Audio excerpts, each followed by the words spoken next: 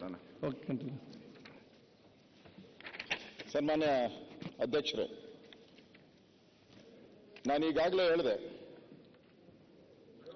ಕರ್ನಾಟಕ ಲೋಕಸೇವಾ ಆಯೋಗ ಏನಿದೆ ಒಂಥರ, ನಾನು ಎಲ್ಲ ದಾಖಲೆ ಕೊಡ್ತೀನಿ ಪಾಟೀಲ್ ರೀ, ಕಳ್ಳರ ಸಂತೆ ಆದಂಗೆ ಔಟಿದೆ ನೋಡಿ. ನಮ್ಮಲ್ಲಿ ಲೋಕಸೇವಾ ಆಯೋಗದಲ್ಲಿ ಎಷ್ಟು ಜನ ಇದ್ದಾರೆ? 16 ಜನ ಇರ್ಬೋದು. 16 ಜನ ನಮ್ಮ ಸದಸ್ಯರು, ಲೋಕಸೇವಾ ಆಯೋಗದ ಸದಸ್ಯರು 16 ಜನ.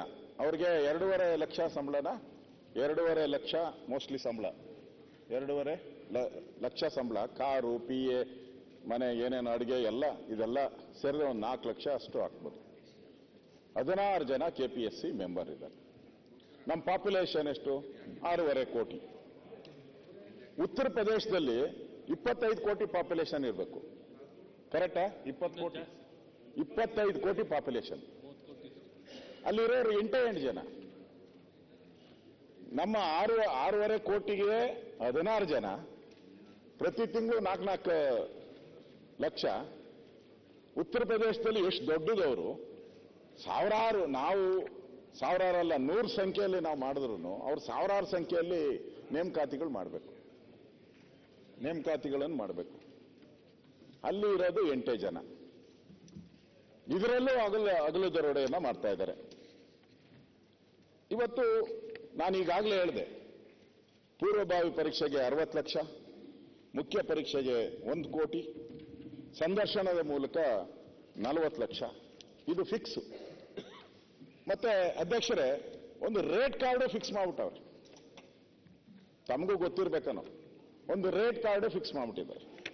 ಸಹಾಯ AC 2 ಕೋಟಿ, DYSP 2 ಕೋಟಿ, ವಾಣಿಜ್ಯ ತೆರಿಗೆ 1.5 ಕೋಟಿ, ಪಂಚಾಯತ್ ಅಧಿಕಾರಿ 1.5 ಕೋಟಿ, ತಹಸೀಲ್ದಾರ್ 1 ಕೋಟಿ. ಇಷ್ಟನ್ನು ಕೂಡ ಇದು ರೇಟ್ ಲಿಸ್ಟು. ದಾಖಲೆ ಕೊಡ್ತೀನಿ, 1 ನಿಮಿಷ ಮಾತಾಡಿ, 1-2 ನಿಮಿಷದಲ್ಲಿ ಹೇಳ್ತೀನಿ, ಆಮೇಲೆ ನೀವೇ ಅದಕ್ಕೆ ಉತ್ತರ ಹೇಳ್ತೀರ. ಇದು ದಾಖಲೆ. ನೀವು ಇದಕ್ಕೆ ಅಲಿಗೇಷನ್ ಮಾಡೋದಕ್ಕೇನು ನಂದು ತಕರಾರಿಲ್ಲ.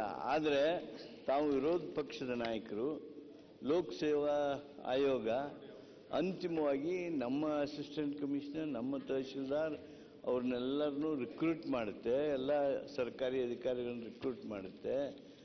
ನೀವು ಸ್ಪೆಸಿಫಿಕ್ ಇಶ್ಯೂ ಇದ್ರೆ ಹೇಳಿದ್ರೆ ಅದು ಸೂಕ್ತ ಆಕೈತಿ. ನೀವು ಜನರಲೈಸ್ ಮಾಡಿ ಹೇಳಿದ್ರಿ ಅಂದ್ರೆ ಕ್ರೆಡಿಬಿಲಿಟಿ ಹೋಯ್ತು ಅಂದ್ರೆ ಸ್ಪೆಸಿಫಿಕ್ ಇಶ್ಯೂಸ್ ಹೇಳ್ರಿ. ಹೇಳಕ್ಕೆ ಮುಂಚೆ ಅದನ್ನ ಮುಂಚೆ ಅಲ್ಲ, ನೀವು ಜನರಲ್ ಆಗಿ ಹೇಳಿದ್ರಿ, ಪಟ್ಟಿ ತೋರಿಸ್ದಂಗೆ ಮಾಡಿದ್ರಿ. ಅದು KPSCಗೆ ಸ್ಕ್ಯಾಂಡಲ್ ಏನು ಹೊಸದ ಸರ್? KPSCಗೆ ಸ್ಕ್ಯಾಂಡಲ್ಗಳು ಹೊಸದ? ನಾನು ಹೊಸದು ಅಲ್ಲ, ಇದೇ ಹೊಸದ ಕ್ರೆಡಿಬಿಲಿಟಿ ಅನ್ನೋದಕ್ಕೆ ಅದಕ್ಕೆ ಏನಾರ ಅಲ್ಲ, ಇಲ್ಲಿರುವಂತ ರಾಜಕಾರಣಿಗಳಿಗೆ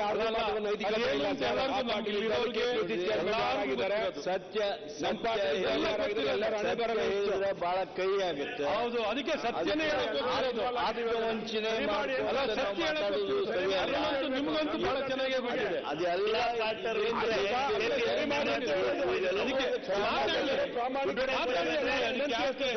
ಒಳ್ಳೇದು, ಸತ್ಯ ಬಯಲಿಗೆ ಬರಲಿ.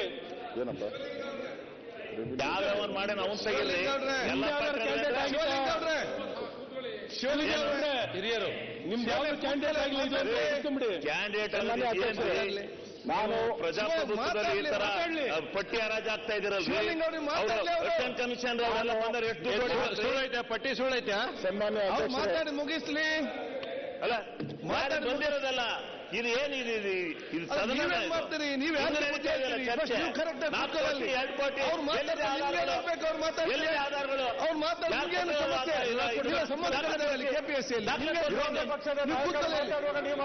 ನಿಮ್ಗೇನು ಪ್ರಾಬ್ಲಮ್? ಏನ್ ಬೇಕಾ ಮಾತಾಡ್ತಾರೆ. ನಿಮ್ಗೆ ಕೂತ್ಕೊಳ್ಳಿ. ಮಾನ್ಯ ಗೌರವಾನ್ವಿತ ಇಂಥವ್ರು ತಗೊಂಡಿದ್ದಾರೆ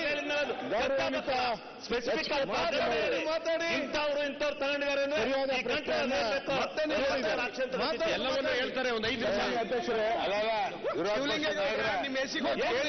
ವಿರೋಧ ಪಕ್ಷದ ನಿಮಿಷ ದಾಖಲೆ ಹೇಳ್ಬಿಡ್ತೀನಿ. ವಿರೋಧ ಪಕ್ಷದ ನಾಯಕರ ಅಥೆಂಟಿಕೇಟೆಡ್ ಆಗಿ ಏನಾರು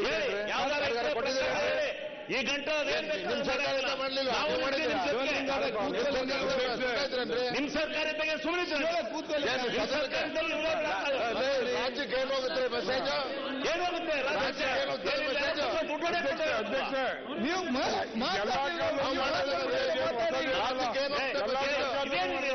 ಎಲ್ಲಾ ಕಾಲದಲ್ಲಿ ನಡೆಯೋದು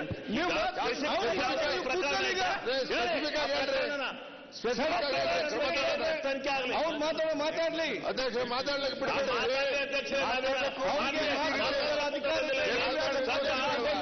ಕೂತ್ಕೊಳ್ಳಿ ಅಲ್ಲಿ ಹೊರಗೆ ಮಾತಾಡಿ ನೀವು ಹೊರಗಾಗಿ ಮಾತಾಡಿ ಯಾರು ಮಾಡಿದ್ದಾರೆ ನೀವು ಸುಮ್ಮನೆ ಕೂತ್ಕೊಳ್ಳಿ ರೀತಿ ನಮ್ಮನ್ನು ಕಳ್ಳರು ಹೇಳ್ತಾರೆ ಸರ್ಕಾರನೇ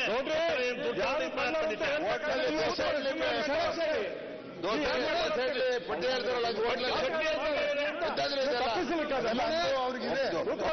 ಜವಾಬ್ದಾರಿ ಇದು ಅದು ಜವಾಬ್ದಾರಿ ಸ್ಪೆಸಿಫಿಕ್ ಪ್ರಕರಣ ಇದ್ರೆ ಇಂಥವ್ರು ಮಾಡಿದಾನೆ ಇಂಥನೋ ಹೇಳಿ ಅನುಭವನ ಸಂಗಮೇಶ್ ಚರ್ಚೆ ಬೇಕಾದಷ್ಟು ಆಗಿದೆ ಮಾಡಿದ್ದಾರೆ ಆಗಿದಾವೆ ಈ ರಾಜ್ಯ ಜವಾಬ್ದಾರಿ ಇದೆ ಇದ್ಯಾವ ಹಗರಣ ಹೇಳಿ ಯಾರ್ದು ಹಗರಣ ಹೇಳಿ ಸ್ಪೆಸಿಫಿಕ್ ಆಗಿ ಹೇಳಿ ಯಾರ್ದು ಅಂತ ಆಯ್ತು ಮುಗೀತಾ ಏನೋ ಇತ್ತು ಹೇಳಿಬಿಡಿ ಕೂತ್ಕೊಳ್ಳಿ ಎಲ್ಲ ಹೇಳಿಬಿಡಿ ಅಲ್ಲ ಮಾತಾಡೋಲ್ಲ ನೀವು ಅಧ್ಯಕ್ಷರು ಈ ತರ ಎಲ್ಲ ಆದ್ರೆ ಸದನ ಹಿಂಗ್ ನಡೆಸಿದ್ರೆ ಏನಾಗುತ್ತೆ ಅಭಿವೃದ್ಧಿ ಬಗ್ಗೆ ಮಾತಾಡಿದ್ರೆ ಸುಮ್ಮನೆ ರೂಪಾಯಿ ಖರ್ಚು ಮಾಡಿ ಸದನ ಮಾಡೋದು ಇಲ್ಲಿ ಬಡವ್ರ ಕಷ್ಟ ಸುಖ ಏನು ಅದ್ರ ಬಗ್ಗೆ ಚರ್ಚೆ ಇಲ್ಲ ರಾಜ್ಯಕ್ಕೆ ಮಾಡಿ ನಮ್ಗೆ ಅದು ಬಿಟ್ಟು ಬರೀ ಪುಕ್ಸಟ್ಟೆ ಭಾಷಣ ಹೊಡ್ಕೊಂಡು ಪ್ರಚಾರ ತಗೊಳೋದಕ್ಕೆ ಹಾಕಿದ್ದಾರೆ ಇವರು ಇನ್ಯಾವುದಕ್ಕೂ ಹಾಕಿಲ್ಲ ಅವರು